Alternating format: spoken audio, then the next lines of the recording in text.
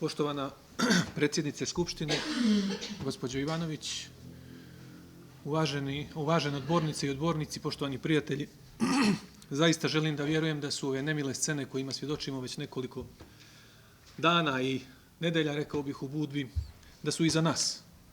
Dakle, da predstavljaju jednu ružnu epizodu u gradu koji traje nekoliko milenijuma. I ono što je važno, što želim s vama da podijelim je da niti je sa nama Budva počela, niti će se sa našim odlaskom završiti njeno trajanje. To je vrlo važna poruka i to vjerujem da treba svi da razumiju. Da bih prešao dalje, ipak dužan sam prema građanima da saopštim jednu istinu. Dakle, mi moramo znati uzrok ovih dešavanja u Budvi.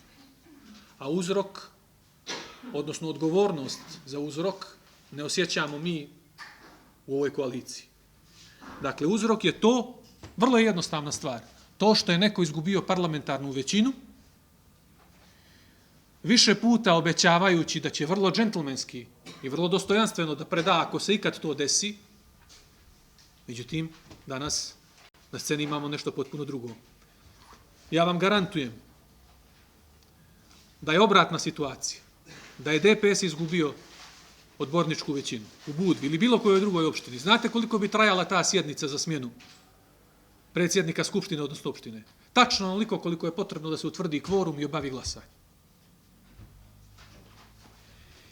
I naravno, kad su ove odluke objavljene, bilo je prirodno da se oni koji smatraju da nisu bile legalne ili legitimne, žale nekoj nadležnoj instituciji, u ovom slučaju Upravnom sudu, do toga nije došlo.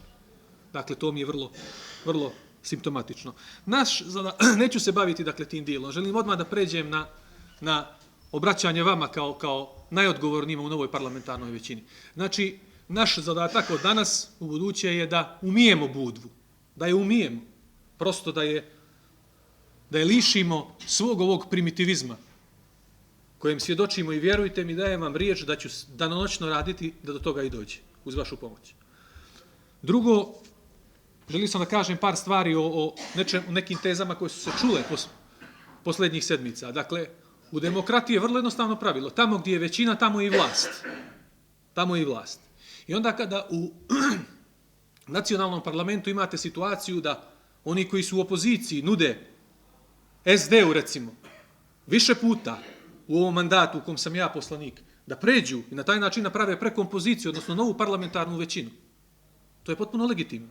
Međutim, kada se ovdje dešava jedna potpuno prirodna koalicija, koju sada čini blok procrnogorskih odbornika, onda se tu odmah sumnja na političku korupciju i na neko prekrajanje izborne volje. Dakle, nema ništa od toga.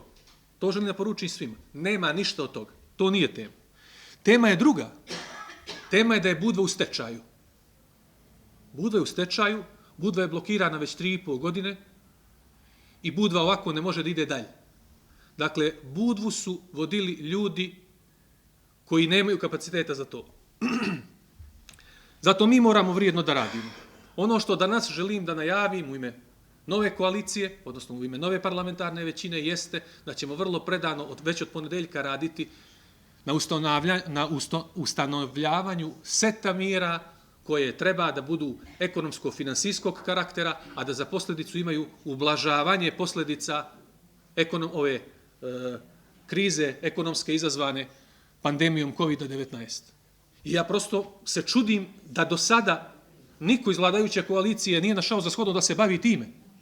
Ajde, ako već govorimo o današnjem datumu, da je sezona uveliko ušla u neku svoju realizaciju, da su najave loše, da je turizam pod znakom pitanja, ali barem su mogli da se bave ovim egzistencijalno važnim pitanjima i za privredu i za građane. Dakle, u prvom redu tu mislim na smanjenje poreza na nepokretnosti, mislim na odlaganje plaćanja svih naknada, mislim na smanjenje prireza na porez, mislim na smanjenje naknada za privremene objekte i mislim naravno na smanjenje nameta javnih preduzeća, dakle komunalnog, vodovoda itd. itd.